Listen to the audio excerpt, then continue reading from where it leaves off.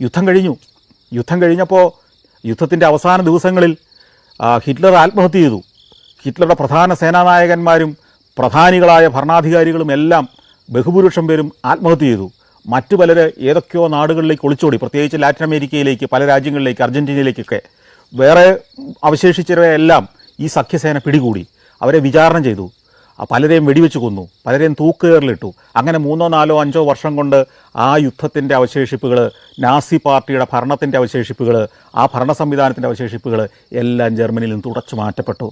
പിന്നെ ഈ ജർമ്മനിയെ ഈ യുദ്ധത്തിൽ വിജയിച്ച കക്ഷികൾ, അവിടെ പിന്നെ ഭരണാധികാരിയില്ല, അവർക്കൊരു രാഷ്ട്രീയമില്ല, നാസി പാർട്ടി ഇല്ലാതായി, നേതാക്കന്മാരെല്ലാം ഇല്ലാതായി, ജർമ്മനി ഒരു ജനക്കൂട്ടം മാത്രമായി.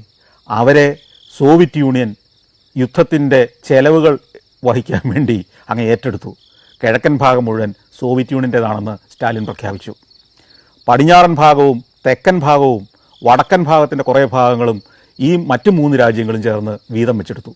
അങ്ങനെ ജർമ്മനി എന്ന 3ാം സാമ്രാജ്യം ഉണ്ടാക്കാൻ വേണ്ടി ഹിറ്റ്ലർ വളർത്തിക്കൊണ്ടുവന്ന ഒരു രാഷ്ട്രം, വലിയ പ്രതാപികളായിരുന്ന ജർമ്മൻകാർ 4 രാജ്യങ്ങളുടെ അടിമകളായി ഏതാണ്ട് 10-50 വർഷം, 1945 മുതൽ 1990 വരെ തുടർന്നു.